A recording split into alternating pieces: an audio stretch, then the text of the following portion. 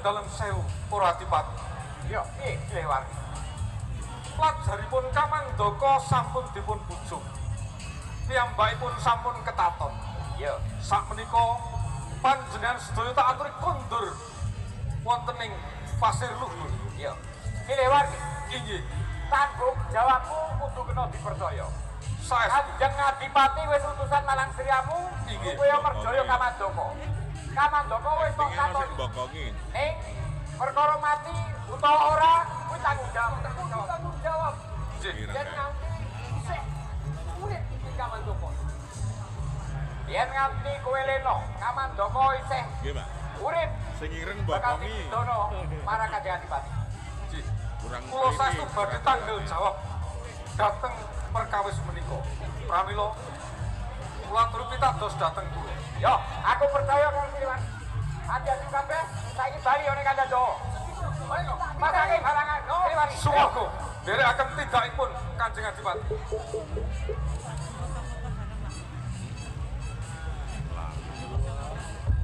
Lali kacamatane ora dicopot.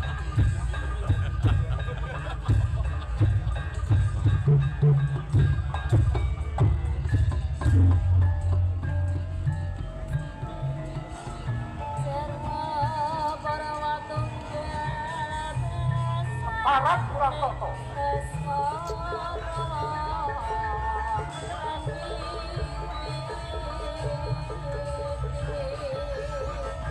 Pasti berani marang aku kowe.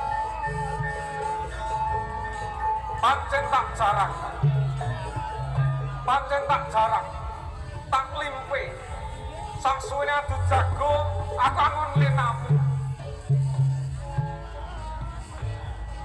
Ana ing madyane adu jago. Lah kok kowe tumindak culika. Keparap ora toto. Sopo? Yo. Mangerti yo. Aku Silih Warni. Utusan dalem Kanjeng Adipati Pasir. Licik. Tumindakmu licik Silih Warni. Licik sapa? Aku apa kowe? Cetane kowe. Kowe mati limpe marang aku. Karena patiku kowe. Yo. Nek coba. Ora ngilo gitokmu kowe. Kowe ngendhit kaluputan kang gedhe marang Kanjeng Adipati Pasir. Kowe wani gonjak putra dalem Denajeng Ciptarasa. Mula manut tak rangket tak slangking Kadipaten Pasir Luhur. Wani marang aku. Apa sing tak pedhi? Durung ngerti sapa sejatine aku. Kowe Kamandaka maling culika wani mlebu ana ing Pasir Luhur. Nggih, Mbak. Putra dalem Kanjeng Adipati. Kuwi lak piturutku. Yo. Aku sejatine Raden Banyak Catra putra ing Pejajaran. Raden Banyak Catra putra ing Pejajaran. Iya. Kang Mas.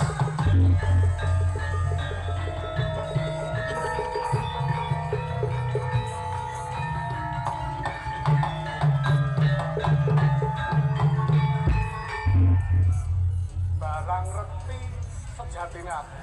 Lah kok kowe terus nyupruk arep mriket aku. Waleh-waleh menapa? Kula punten dalem sewu Kang Mas. Kang Mas Kanjeng. Menawi panjenengan Raden Banyak Catra menapa panjenengan panggih dhateng saestulipun kula rayi panjenengan Raden Gagak Ngampar. Gagak Ngampar adikku.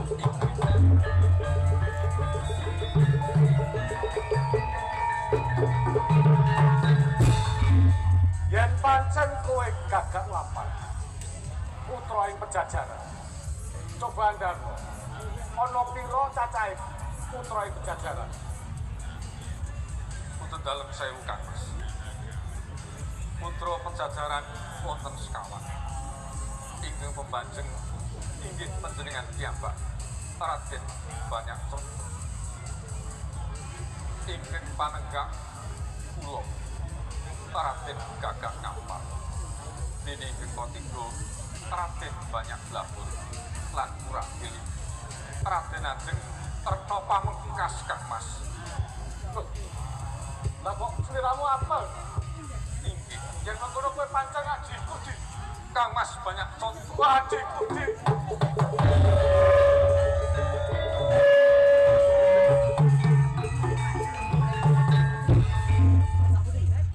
Ana dawuh apa?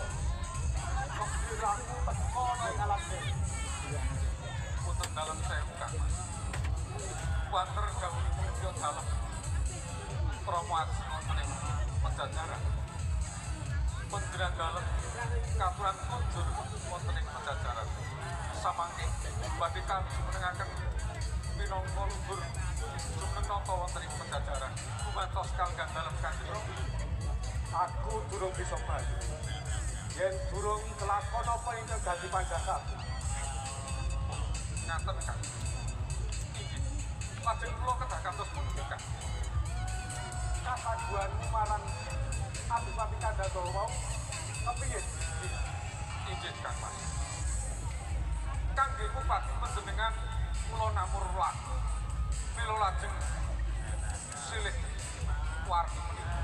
Gantos asma gantos silih warni. Ingkang salajengipun kula suta wonten ing pasir lan kadhawan ingkes panjenengan inggih Kamandaka. Ingkes marang awakmu iki. Inggih. Yo. Yen kaya mengkono, yen pancen kowe tegel marang aku, ayo gageti kesok. Sasampunipun kula mangertos menawi panjenengan Kang Mas Banyaksono temtunipun boten badhe kelampang kula merjaya panjenengan Kang Mas. Pramila nyuwun lilah saha keparengipun. Kelangenan panjenengan sono menika badhe kula suwun kula pragat kula dadosaken tandha bukti bilih panjenengan sampun dumugi ning tiwas Kang Mas. Sono kelangenanku.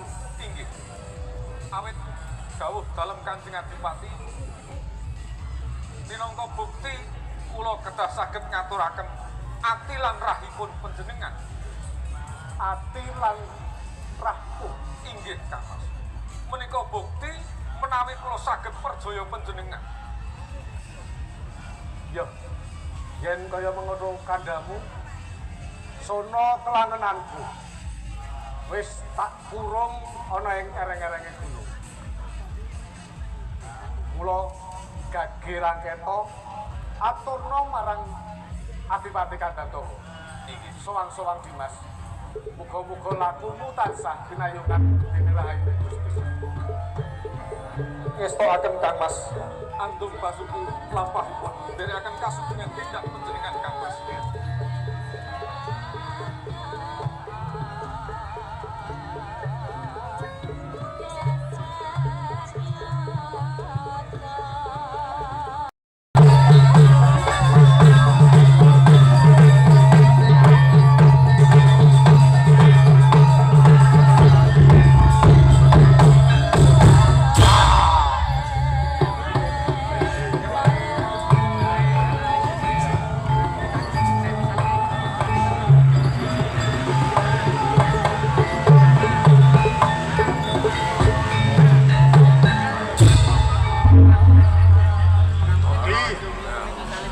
Muga-muga keluarga pantai. Hei, wadya bala buta-buta. Aku iki mau wis ndereke suwan Rakapatih ana ing pasir luhur. Ilalah ana ing kono urung entuk pangsulan. Monggo, katene iki, Mbak. Kala tunar, kala jono. Lan kowe kala senggi, uga kala udo. Kabeh wae padha mati yo. Ing yen to dina iki sira kabeh aja wedi gawe.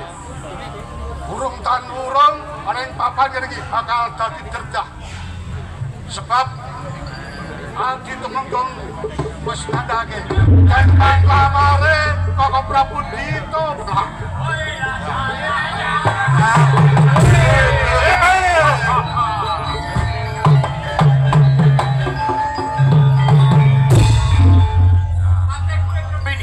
Apa? Yen sepisan meneh tak eling iki. Menawa kena tak pringgake becik bali ana nusuk kambangan. Bali, Yo, Bali. bali. Nusuk kambangan adoh samune ndi? Tanggung jawab. Kowe buta, kudune ora kena kowe iki nggayuh marang putri. Apa nusuk kambangan kono pancen makmur tenan? Loh, sing ora enake sapa? Akala arti nggawa HP. Apa ada peraturan undang-undang buta ora oleh putri? Ana buta kok nggawa HP. Lu bakal apa? Apa pencegahan boten ngerti, Den? Iya. Nek kali kula menika makmur bodho-bodho raja kula. Pancen kondang sekti mawon. Ning kuwi dadi memalaning jagat. Mergo apa? Buta ora kena gayuh marang putri. Putri iki kudu karo satriya. Amin betara kula niku ora kurang nek dibandingke karo menungso. Kowe gagah duwe pegesa. Wis, sekae ngene. Piye? Tak go sayembara. Ya boro? Nek pancen kulit rembini sak kanca iso ngalahke aku karo adik-adikku. Ora Kanjeng Adipati. Ngono. Tak ulunge Cipta Rasa. Aja wedi kangelan. Ayo.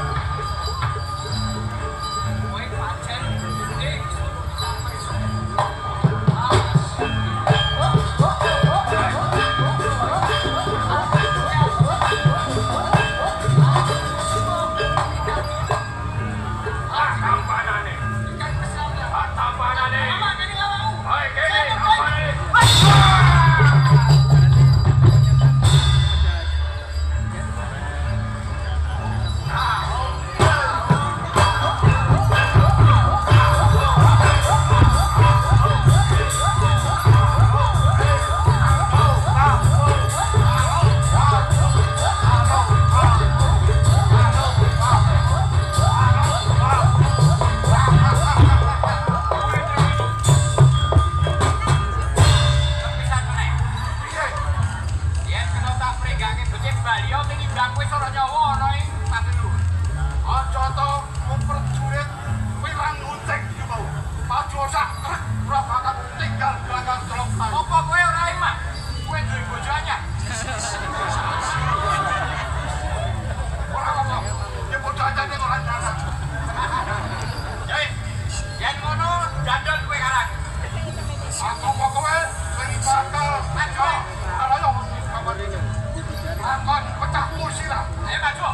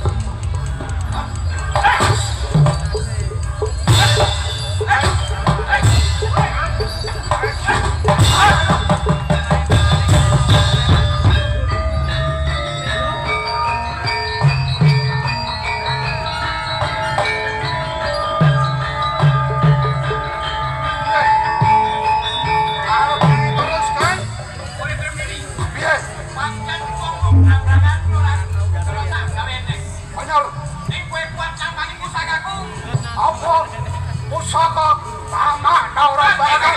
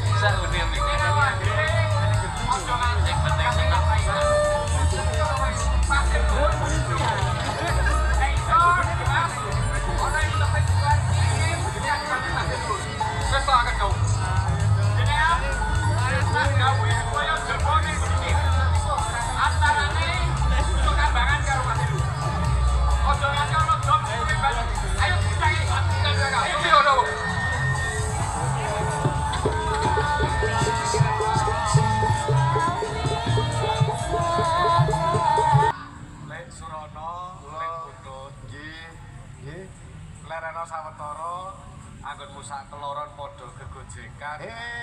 Doleren. Bobungae rasaku nyawang lek-lekku padha rukun. Nggih. Niki wau rukun apa mboten to, Lek? Rukun. Nggih niki wau ming dienggo ngisi kebinekan. Kula kinten nek padu niki wau. Mboten padu. nek mboten ngoten ora gayeng. Modok metu kok do rangkul-rangkulan. Iki ngene, Lek. Iki pripun nek kula niku ngrasake jenengan niku judeg, Lek. Kula dhewe nggih judeg. Jenengan ning kepatihan. Heeh. Pendereke Ndara Patih. Wis diangkat dadi putra Patih. Malah ngedak lunga. Lah nggih. Iki kan krothok gaman kae karo wong putra-putra kula niku ndereke jenengan niku toe nyawa kali Surana. Krothok zaman niku kula nek mboten ndrik nggon rong tak kira kacamata jebul kotang ngeten rong. Kula lekane wah men weruh ngono hargane wang. Kotang iki sing bentuke kaya ngopo to, Lek? Niku takon niku Kaya ngopo, Lek Sura? aja ngerti. Nggih. Nek jemak keluar tindak tenggen kula. Oh iya. Iki ngene, Lek. Sawetara panjenengan keloro aku njaluk padha lerena sawetara amping-amping ana aku tak mersubudi ana wae papan kene iki. Rekoso meneh. Kowe Yo. prihatin. Bolak-balik kok menjak rekoso wae lho. Iki bot-bote aku arep pengen ketemu karo Bungsu Cipta Rasa, Lek. Kok golek cepet-cepet sing kok teng taman riku rak kathah. Ora iso, Lek. bendarane dhewe ki wong linuwe padake Nggih. Nek ngaten kula nderek mawon menapa ingkang dados panjakanipun Ndara Kamandaka. iya Lajeng anggenipun badhe Remedi wonten pundi? Ora ketang sawetara dina iki aku arep persebut dili. Aping-aping ono aku ya, Lek ya. Nggih, wonten nggih nggih. Yuk, wonten mriki kemawon. Wonten sak kandhate. Mriki mawon. Kok kadoan ngawat-awat. Iya.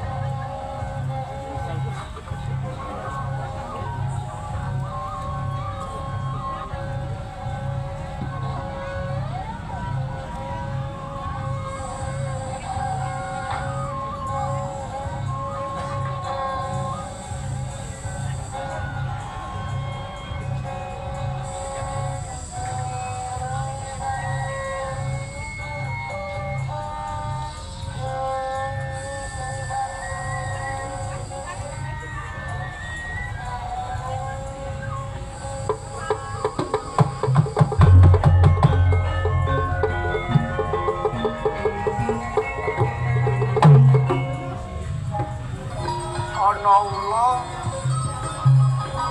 sing ngridul aku. Ula.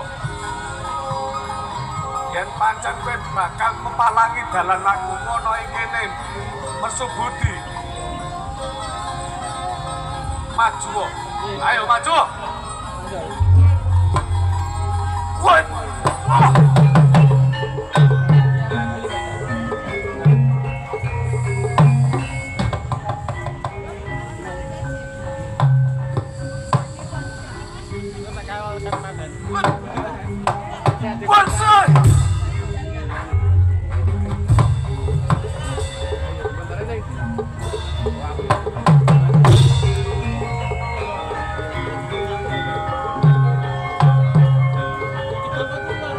Sopo iki mau kowe? Kok ajar karo? Iya. Kanjeng Pangeran. Ora perlu kaget. Sing dadi naga mau tenane aku. Iso. Aku mung bakal nodi marang panjenengan, kowe bakal mesubuti ana ing papan kene. Lajeng kersanipun Bapak kados menapa? Aku tak mundhut priksa marang panjenengan Jeng Pangeran. Banjur kepiye nggonmu ngupati calon garwamu? Apa wis oleh wewengan? Tepat nyuwun sih pangapunten, Bapak. Iya. Anggen kula badhe gayuh. Napa ingkang dados gegayuhan kula? Lenggih bungsu cipta rasa dereng kaleksanan, Bu. Durung kasembadan. Dereng kasembadan. Yep. Kang sabar atimu. Jalaran sabar lan narima awet pangarep-arep kangmu. Durung titi wancine panjenengan bisa atuk garwa kang dadi gegepaning penggalih. Nanging mengko titi wancine mesti bakal kasebadan Jeng Pangeran. Pangestunipun Bapak. Lajeng ingkang reridu batos kula lan penggalih kula Bapak. Iya. Kumedah-kedahipun Bapak ing Pejajaran, Rama ing Pejajaran. Dawuhaken dhateng kula supados jumeneng nata wonten ing Pajajaran. Ananging menawi dereng gadah tetembangan lak menika cingkrang Bapak. Mbok menawa pancen Sang Prabu Siliwangi wis kepengin gumanti aji misuda marang panjenengan Kanjeng Pangeran gumanti aji ning kraton Pajajaran. Ya wis semono yen panjenengan durung kersa mbok mono pancen durung titih-wetine pinjen jumeneng aji wonten ing kraton Pajajaran. Nyadong dawuh Bapak. Saiki ngono nggih Pangeran. Isih ana dalan, isih ana cara amrih panjenengan Kanjeng Pangeran bisa kasempatan ngobati calon garwa kang jebles marang ibu Kumudaningsih. Ana dalan sing bakuke bisa lan saguh tindakake.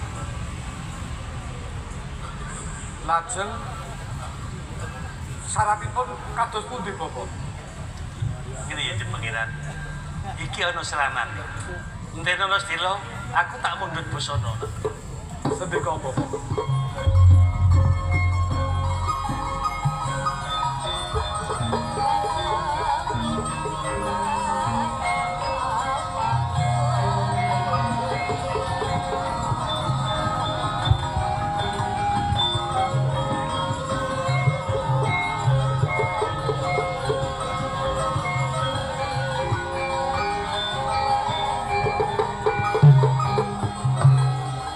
Leripun kados pundi Bapak? Kanjeng Pangeran Banyak Catra. Iki wujuding busana, cacahe ana 3. Kang putih kagem Kanjeng Pangeran, kang ireng iki kanggo para abdi sakloro. Mengko sawise panjenengan ngagem busana iki, tak aturi ledang ana ing sak kiweteneng Kadipaten Pasilen. Kanthi daro iki panjenengan bakal kasembadan mundhut garwa wanita kang panjenengan tresnani lain bae. Leripun kados pundi Bapak? Ing atasipun kula badhe mundhut garwa putra priyayi. Lah kok syaratipun namung busana Bapak? Iki sarana. Senajan wujude mung busana, ya kanthi busana iki panjenengan bisa cecaketan karo calon garwan. Menawi kados mekaten napa ingkang dados dawuhipun Bapak, kula namung saged ngesokaken Bapak. Tampanana sing ireng kanggo abdi mulya, sing putih kanggo panjenengan. Aja nganti kleru ya, aja nganti kleru. Matur sembah nuwun Bapak. Lek Surana, lek Putut, Sik aku kleru. Sing ireng kanggo panjenengan, aku mau kleru. oh Sing putih kanggo abdimu. kula ingkang cemeng, Kowe sing ireng, ingkang petak abdi ingkang putih kanggo abdi. sendika Bapak. Aja kleru ya. Aku mau kleru beda. Nggih. Ning bisane sing ireng kanggo panjenengan, Nggih. sing putih kanggo abdi. Mekaten.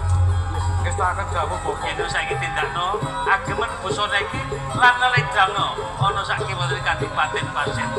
Matur sembah nuwun Bapak. Pemerintah Kerawat. Lek Surana, kula dherekaken kunduripun. Lek Surana, lek Putut, kene lek. Dipun. Wah, sampun rampung anggenipun nepi Pangestumu Ji. sak madyane ngaku mesubudi. Ji. Lah kok dumadakan ana ula sing renidu lakuku lek. Pinten Ana ula.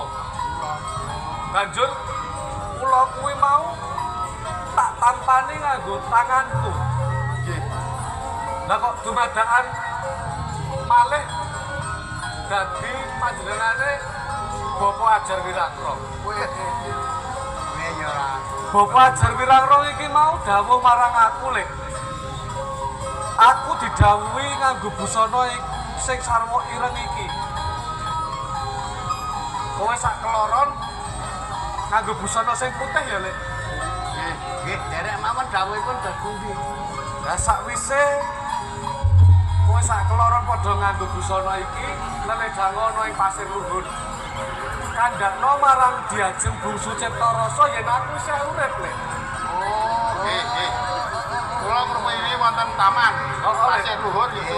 Iya lek. Nek dandan putih niki. Ya. Waduh kok dandan mayat ya. Aku ya ora ngerti iki lek. Piye? didhawuhi ya manen barang Yo. Iki golek Surono, iki golek Utut, iki aku ya Lek. Nggih. Kula niki Ya. Kareng-kareng golek dang wonten ing Taman Panjang Timur.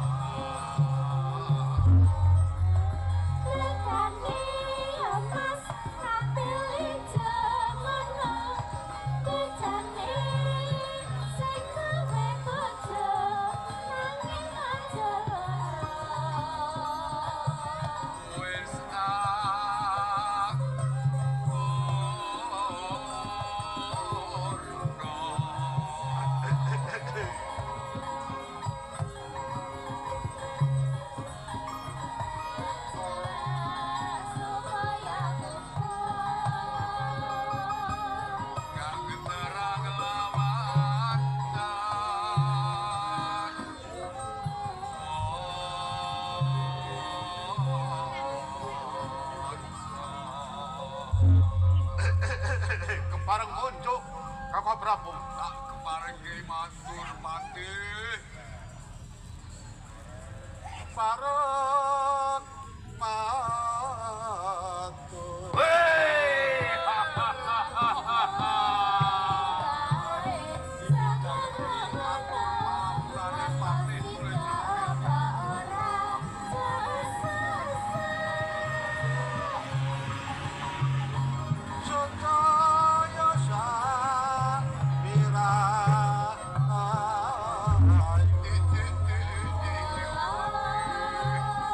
Ayo cepat ke depan.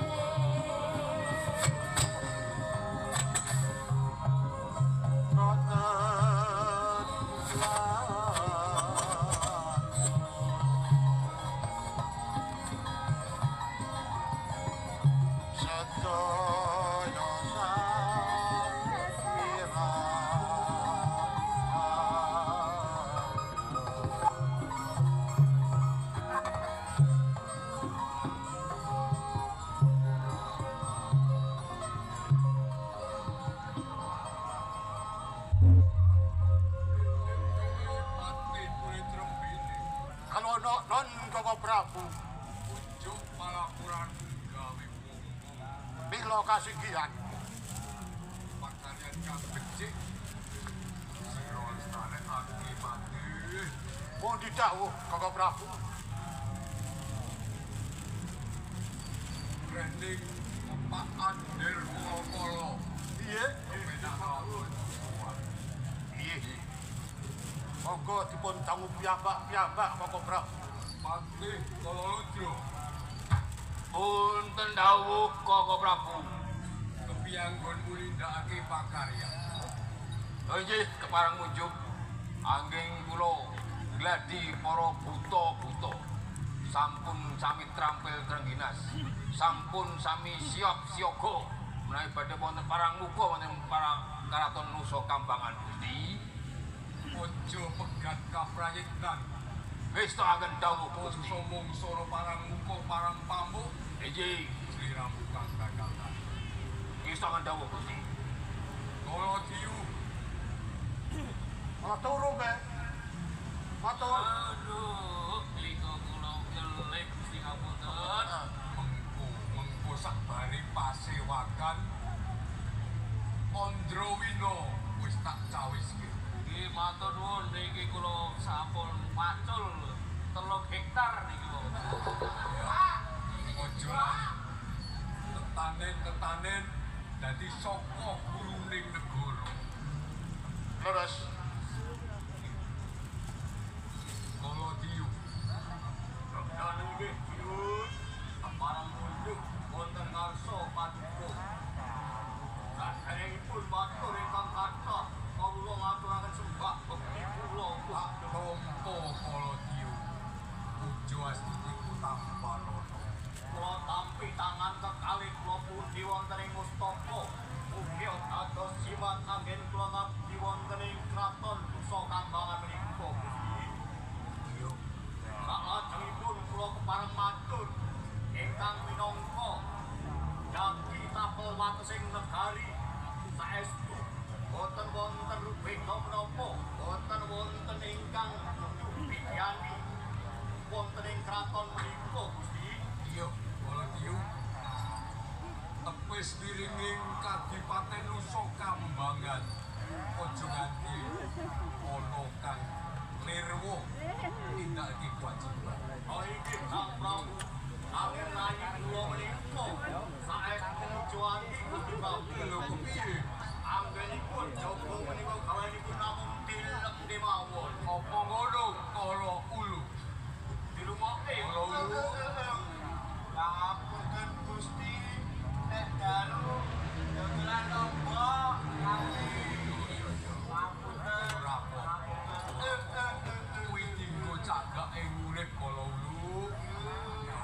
Iki kepenakno anggon pondo suwa. Iku Gun Kala Candra. Semono uga kepiyanggon munindakake pakaryan Kala Candra.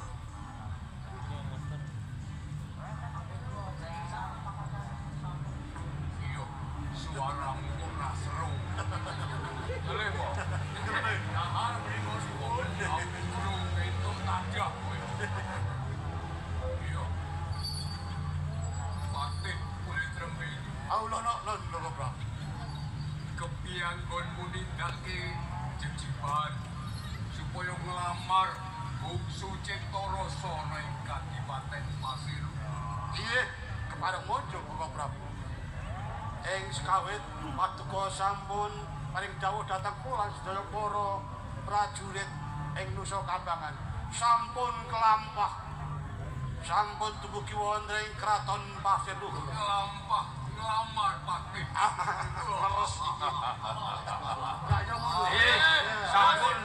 Sampun dipun tampi Gusti Prabu wonten mriku. Sowan kula kalian Patih sampun pun tampi wonten mriku. Yen Sri Ramu iso nindakake pakaryan, ora bakal tak lalekni. Estu menika. Ampun kesupen. Bakal tak tinggake.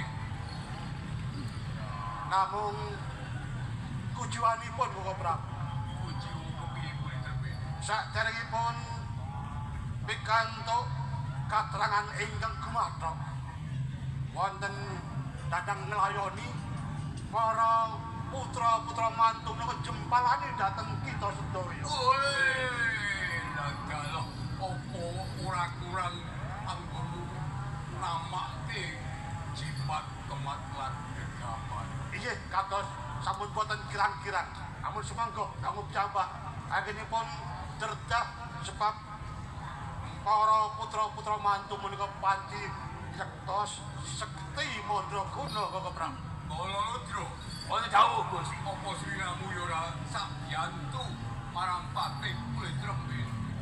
Kula sampun kaos pambiyantu kalian Kopatih. Ananging kados pundi malih bilih pawongan saking Pasir Luhur panci ampuh-ampuh menika. Kula tos kawon. Dadi kabeh kalah iso putra-putra mantu ing Pasir Luhur. Wah, nggih ngapunipun Gusti.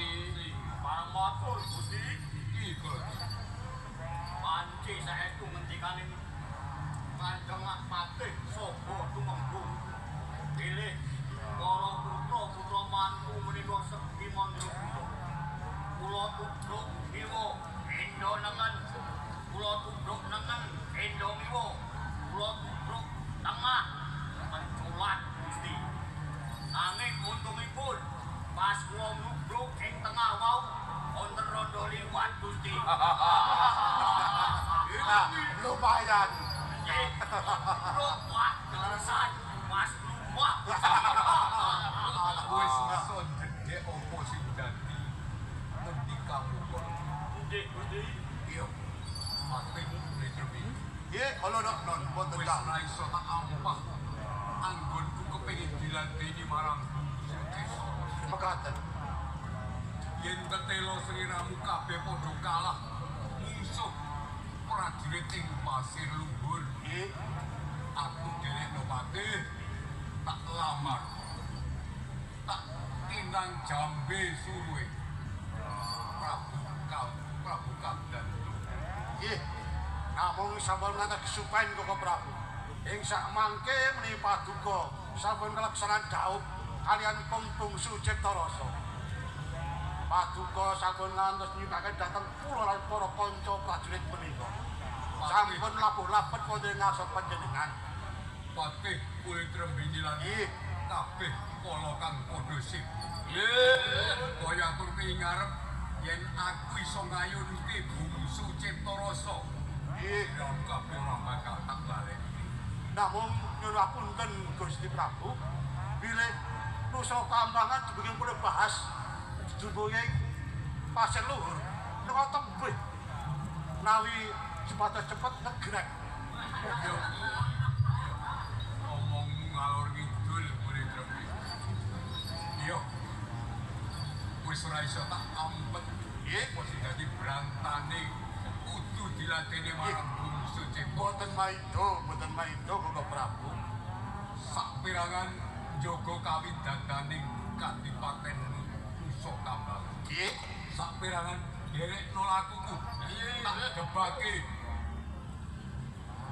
Pasir Luhur. Kula deraken. Derang